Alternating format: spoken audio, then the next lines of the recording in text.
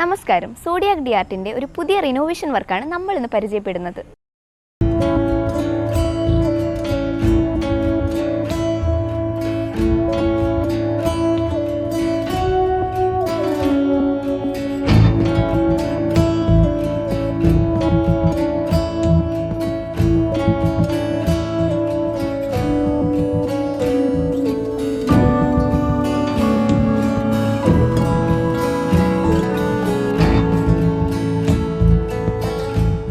വീടിൻ്റെ ഓണറായ അനിൽ സാറും അതിൻ്റെ ഡിസൈനറായ അജയ് സാറും നമുക്ക് ഈ വീടിൻ്റെ കൂടുതൽ വിവരങ്ങൾ പറഞ്ഞു തരും. നമസ്കാരം സാറേ.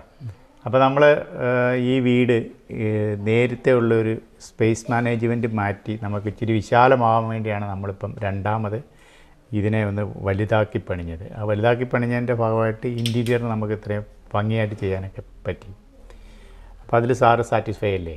അതെ, സാറ്റിസ്ഫൈഡാണ്. അപ്പം പിന്നെ നേരത്തെ ഇത് നമ്മളിപ്പോൾ ഇരിക്കുന്ന സ്ഥലം ഒരു കാർ പോർച്ചായിരുന്നു, ശരിയാണ്? അപ്പോൾ ഈ കാർ പോർച്ചിനെ നമ്മൾ വലുതാക്കി. അപ്പോൾ നമുക്ക് ശരിക്കും പറഞ്ഞു കഴിഞ്ഞാൽ ഇവിടെ അത്രയ്ക്ക് ഒരു സീറ്റിംഗ് കപ്പാസിറ്റി ഇല്ലായിരുന്നു. ആരെങ്കിലും വന്നാൽ ഇരിക്കാനോ ഒന്നും പറ്റില്ലായിരുന്നു. നമുക്കതേപോലെ തന്നെ ടീയോ ഒക്കെ കൊണ്ടുവന്ന് സപ്ലൈ ചെയ്യാനും പറ്റുന്ന ഒരു രീതിയിലാണ് നമ്മളിപ്പോൾ ഇത് ചെയ്തേക്കുന്നത്. അപ്പം ഇതിൻ്റെ ഒരു സെറ്റി ആയാലും ഈ ഫർണിച്ചറായാലും ഒക്കെ നമ്മൾ ശരിക്കും പറഞ്ഞാൽ ഇതിൻ്റെ അളവിൽ കസ്റ്റമൈസ് ചെയ്തൊരു സാധനമല്ലേ? അത് കസ്റ്റമൈസ് ചെയ്യുന്നതുകൊണ്ട് ഗുണമുണ്ടോ? തീർച്ചയായും സ്പേസ് നമുക്ക് മാക്സിമം യൂസ് ചെയ്യാൻ പറ്റും. ഇതിൻ്റെ ഒരു മൊത്തത്തിൽ ഇതിൻ്റെ ഒരു കളർ സ്കീമുണ്ടല്ലോ, ഒരു കളർ, അതായത് നമുക്ക് കണ്ണിലേക്ക് അധികം ഇടിച്ച് കയറാത്തൊരു കളറല്ല നമ്മൾ ചെയ്തേക്കുന്നത്. അപ്പോൾ ആ ഒരു കളറിനെ പറ്റിയുള്ള സാറിൻ്റെ ഒരു അഭിപ്രായം എന്താ?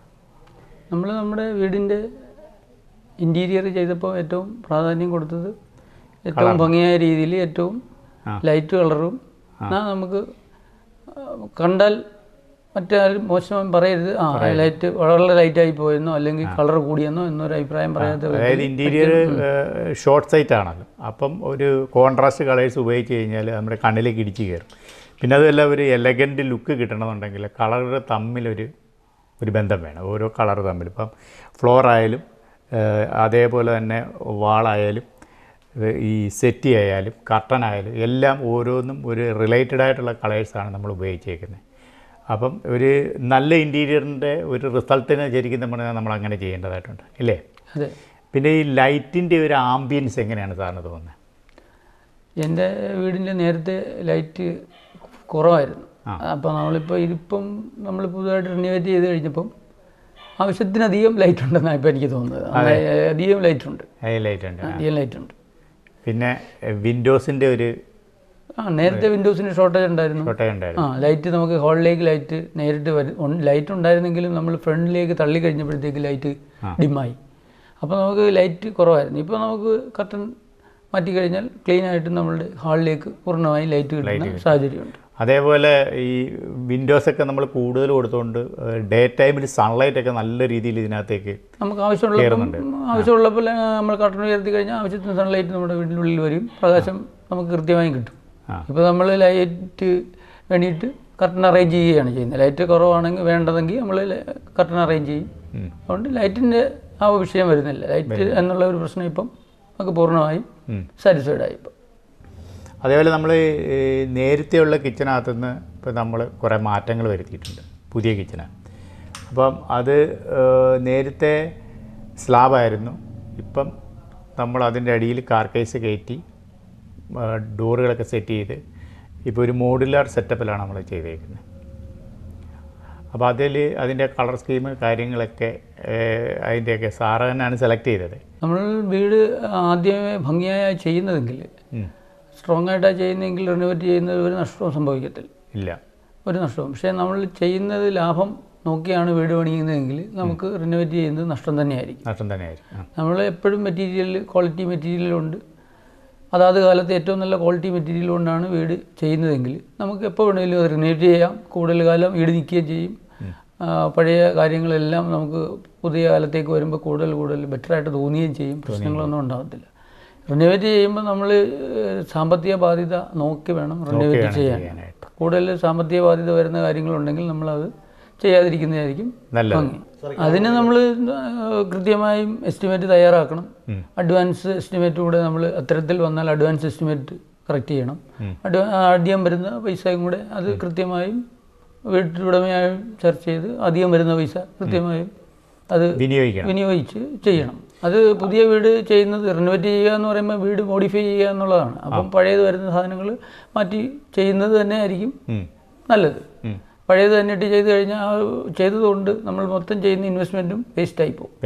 അപ്പോൾ അങ്ങനെ വേസ്റ്റാകാതിരിക്കുന്നതിനാണ് നമ്മൾ പുതിയ കേടായ എന്ന് വെച്ചാൽ അധികകാലം ഇനി ഇല്ലാത്ത ഉപകരണങ്ങൾ അല്ലെങ്കിൽ ഫർണിച്ചറുകൾ മറ്റും നമ്മൾ മാറ്റുന്നത്. തടി വെച്ച് ചെയ്യുന്ന കാലത്ത് ഒരു 20 വർഷമൊക്കെ ആകുമ്പോഴത്തേക്ക് എങ്ങനെയായാലും ഒരുപാട് പ്രശ്നങ്ങളുണ്ടാവും, തടിക്ക് പ്രശ്നങ്ങളുണ്ടാവും. അപ്പോൾ സ്വാഭാവികമായും തടിയിൽ പ്രശ്നങ്ങളുണ്ടെങ്കിൽ പിന്നെ അത് വെക്കുന്നത് കൂടുതൽ ബുദ്ധിമുട്ടുണ്ടാകും.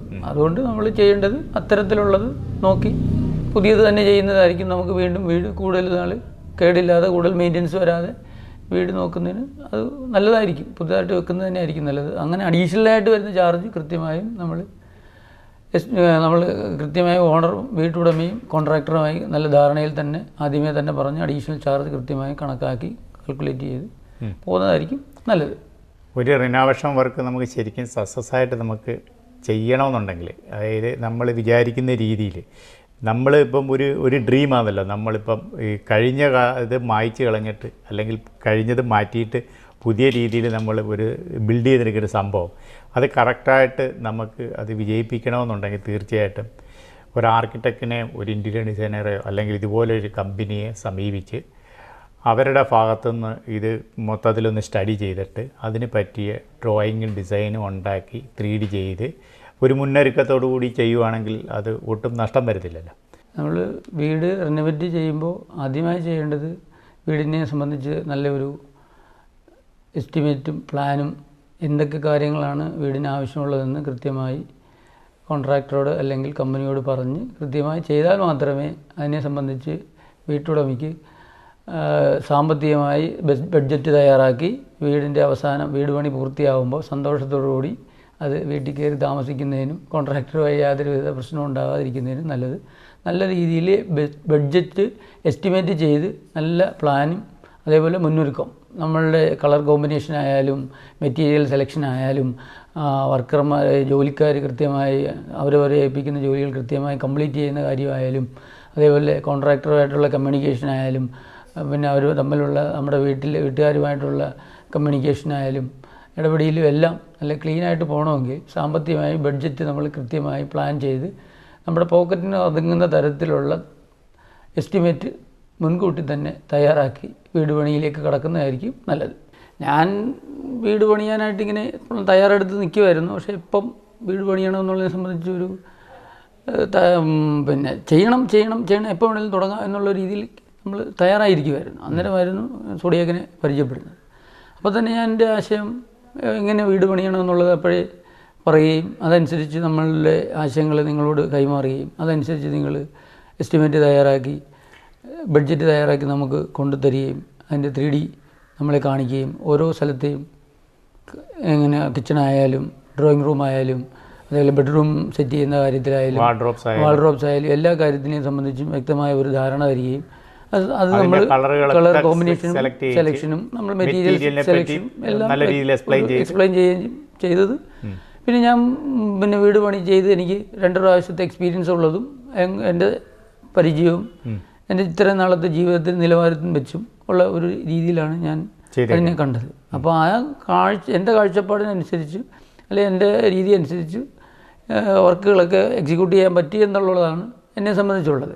അപ്പം സാമ്പത്തികമായി ചില കാര്യങ്ങളിലൊക്കെ നമുക്ക് അധിക ചിലവൊക്കെ വന്നെങ്കിലും അതൊരു വലിയ കാര്യമായി അതിനെ കാണുന്നില്ല. കാരണം നമ്മൾ വീട് പണിയിലേക്ക് ഇറങ്ങുമ്പോൾ നമുക്ക് സാമ്പത്തികമായ ബാധ്യതകൾ അല്ലെങ്കിൽ നമ്മൾ ഉദ്ദേശിക്കുന്നതൊക്കെ കാശ് ചിലവാകും എന്നുള്ളത് നമുക്കത് വീട് പണി തുടങ്ങുന്ന സമയത്തിനൊക്കെ ഇത്തിരി കൂടെ അധികമാകും എന്നുള്ളത് സ്വാഭാവികമാണ്. അത്തരത്തിൽ നമ്മളൊരു ബഡ്ജറ്റ് തയ്യാറാക്കി വെച്ചിരിക്കണം. ഒരു 10 ലക്ഷം രൂപയ്ക്ക് ഒരു വീട് വെച്ച് നമ്മൾ തുടങ്ങി എസ്റ്റിമേറ്റ് ഇട്ട് പ്ലാൻ ചെയ്ത് വരുമ്പോഴായിരിക്കും നമ്മൾ ഒരു മെറ്റീരിയൽ കാണുന്നത്. അത് ചിലപ്പം മെറ്റീരിയൽ കോസ്റ്റ് നമ്മൾ ഇട്ടിരിക്കുന്നതിനൊക്കെ കൂടുതലായിരിക്കും. അങ്ങനെ വരുന്നതാണ് നമ്മൾ എക്സ്റ്റൻഷൻ ആവുന്നത്. പിന്നീട് നമ്മൾ ചെയ്യുമ്പോൾ ഉണ്ടാകുന്ന എക്സ്റ്റൻഷൻ എന്ന് പറഞ്ഞാൽ നമ്മൾ ചെയ്ത വർക്കിനെയൊക്കെ നമ്മൾ ചെയ്തു വരുമ്പം അത് ചെയ്താൽ ഭംഗിയായിരിക്കും, ഇത് ചെയ്താൽ ഭംഗിയായിരിക്കും എന്നൊരു കാഴ്ചപ്പാട് നമുക്ക് വരികയും അപ്പോൾ നമ്മളുടെ പ്ലാനിൽ നിന്ന് വ്യത്യാസം വരുത്തിയിട്ട് ചില അഡീഷണൽ വർക്കുകളൊക്കെ നമ്മൾ ചെയ്യാറുണ്ട്. അങ്ങനെ വരുന്നതാണ് ഈ എക്സ്റ്റൻഷൻ അല്ലെങ്കിൽ അഡീഷണലായിട്ട് നമുക്ക് കോസ്റ്റ് ഉണ്ടാകുന്നത്. ഈ കോസ്റ്റാണ് വീട്ടുകാരും കോൺട്രാക്ടറും തമ്മിലുള്ള പിന്നെ വീട് പണി പൂർത്തിയായതിനു ശേഷം ഈ പ്രശ്നങ്ങൾ ഉണ്ടാകാനുള്ള സാമ്പത്തികമായിട്ടുള്ള ബുദ്ധിമുട്ടും അയാൾ പണി ഏൽപ്പിച്ച പൂർത്തിയാകത്തില്ല എന്നൊക്കെയുള്ള ഒരു രീതിയിലുള്ള അലിഗേഷൻസ് ഉണ്ടാകുന്നതിനൊക്കെ ഉള്ള സാഹചര്യം. ശരിക്കും പറഞ്ഞാൽ ഒരു പ്രൊഫഷണൽ കമ്പനി എന്ന് പറയുമ്പോൾ അത് എക്സിക്യൂട്ട് ചെയ്യുന്നതിലും ഡിസൈൻ ചെയ്യുന്നതിലും ഇംപ്ലിമെൻ്റ് ചെയ്യുന്നതിലും അവർ കാണിക്കുന്ന ഒരു കൃത്യതയാണ് അതിൻ്റെ അവസാനം ഒരു പ്രശ്നം ഉണ്ടാവാതെ പോകുന്നത്. അല്ലാതെ മിക്കവാറും ഉള്ള സ്ഥലങ്ങളിലൊക്കെ എനിക്കറിയാവുന്നത്, ഞാൻ പല കോൺട്രാക്ടർമാരും പല ബിൽഡിംഗ് ഓണേഴ്സും സംസാരിച്ചിട്ടുള്ളതെന്ന് വെച്ചാൽ ലാസ്റ്റ് വരുമ്പോൾ എന്തെങ്കിലുമൊക്കെ പ്രശ്നങ്ങളുണ്ടാവും. അപ്പോൾ അതിന് ഉണ്ടാവുന്നതെന്ന് വെച്ചാൽ അത് നമ്മൾ ഇതേപോലെ ശാസ്ത്രീയപരമായിട്ട് അല്ലെങ്കിൽ അടിസ്ഥാനപരമായിട്ട് എല്ലാ കാര്യങ്ങളും അതിൻ്റെ എല്ലാ എലമെൻറ്റും ശ്രദ്ധിച്ച് കൈകാര്യം ചെയ്യണം എന്നുള്ളതല്ലേ സാറിൻ്റെ ഒരു ഒപ്പീനിയൻ?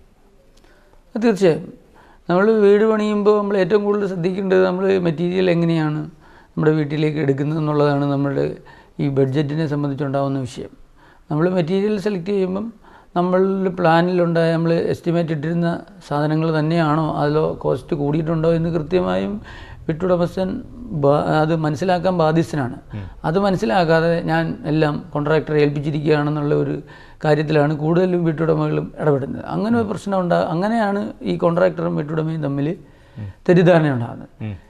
എന്തായാലും ഈ വീട് പണിയുമ്പോൾ നമുക്ക് കോൺട്രാക്ടർക്ക് നിശ്ചിത എമൗണ്ട് ലാഭം അവരെടുക്കും. അതവരുടെ ജോലിയുടെ ഭാഗമാണ്. അവരുടെ പ്രൊഫഷണലിസം എന്ന് പറയുന്നത് അതിനെയാണ്. അവർക്ക് ജോലിക്ക് അതിന് സഹായിക്കുന്നതിന് വേണ്ടിയിട്ട് ജോലിക്കാരുണ്ട്. ജോലിക്കാരുടെ ശമ്പളവും കോൺട്രാക്ടറുടെ ശമ്പളവും മറ്റും കഴിയുമ്പം അയാൾക്ക് അതിനകത്തൊന്നും ലാഭമൊന്നും കാണത്തില്ല. ജോലി ചെയ്യുമ്പോൾ കൊണ്ട് ഒരാൾക്ക് കിട്ടുന്ന ആ ഒരു ഏണിങ്സ് മാത്രമായിരിക്കും ഉണ്ടാകുന്നത്. പക്ഷേ വീട്ടുടമ ധരിക്കുന്നത് എൻ്റെ വീട് പണി സമയത്ത് കൂടുതൽ കമ്മീഷൻ പറ്റി അല്ലെങ്കിൽ കൂടുതൽ ലാഭം ഉണ്ടാക്കി മെറ്റീരിയൽ കോസ്റ്റ് കുറച്ച് കാണിച്ച് മെറ്റീരിയൽ കുറഞ്ഞതാണ് അങ്ങനെയൊക്കെയുള്ള ഒരു തെറ്റിദ്ധാരണ. അതുകൊണ്ട് അത്തരത്തിൽ ഉണ്ടാകാൻ വീട്ടുടമയും കോൺട്രാക്ടറും തമ്മിൽ നല്ലൊരു ഫ്രണ്ട്ഷിപ്പ് അല്ലെങ്കിൽ നല്ലൊരു റിലേഷൻ ഉണ്ടാകുകയും എല്ലാം സത്യസന്ധമായും കൃത്യമായ പ്ലാനിങ്ങോടുകൂടി അത് എക്സിക്യൂട്ട് ചെയ്യുകയും നമ്മളുടെ ജോലിക്കാർ അത് കൃത്യമായ രീതിയിൽ ഇംപ്ലിമെൻറ്റ് ചെയ്യുകയും ചെയ്തു കഴിഞ്ഞാൽ യാതൊരുവിധ പ്രശ്നങ്ങളും ഇല്ലാതെ പോകാൻ പറ്റും. എൻ്റെ ഈ വീട് പണി സംബന്ധിച്ച് ഞാൻ കൃത്യമായ സമയം പറഞ്ഞിട്ടുണ്ടായിരുന്നു. സമയം പറഞ്ഞതിൽ ഒരു അധികം സമയം എടുക്കാതെ തന്നെയാണ് എൻ്റെ വീട് പണി പൂർത്തിയാക്കിയത്. ഞാൻ ഉദ്ദേശിച്ച പോലെ തന്നെ കാര്യങ്ങളൊക്കെ എക്സിക്യൂട്ട് ചെയ്യാനായിട്ട് സാധിച്ചിട്ടുണ്ട്. അതുകൊണ്ട് എനിക്ക് ഈ വർക്കിനകത്ത് വലിയ രീതിയിലുള്ള യാതൊരുവിധ പ്രശ്നങ്ങളും ഉണ്ടായില്ല. നമ്മുടെ വർക്ക് വളരെ സന്തോഷത്തോടു കൂടിയാണ് നമ്മൾ പൂർത്തീകരിച്ചത്. അതുകൊണ്ട് വീണ്ടും നമ്മൾ ആ റിലേഷൻ വീണ്ടും തുടർന്ന് പോകാനും തുടർന്ന് എന്തെങ്കിലും മെയിൻ്റനൻസ് ഒക്കെ വന്നാലും അതുപോലെയുള്ള വർക്ക് വന്നാലും നമ്മുടെ സുഹൃത്തുക്കളുടെ ഒരു വർക്ക് വന്നാലും ഏൽപ്പിക്കുന്നതിന് നമുക്ക് സന്തോഷത്തോടെ ഏൽപ്പിക്കുന്നതിനും റെസ്പോൺസിബിലിറ്റി ആയാലും അത് കാര്യങ്ങൾ കൃത്യമായി നടപ്പാക്കുമെന്നുള്ളൊരു വിശ്വാസം എനിക്ക് സോഡിയാക്കിനെ സംബന്ധിച്ചുണ്ട്. എൻ്റെ ഈ വർക്കിൽ എനിക്ക് പൂർണ്ണ തൃപ്തിയാണുള്ളത്.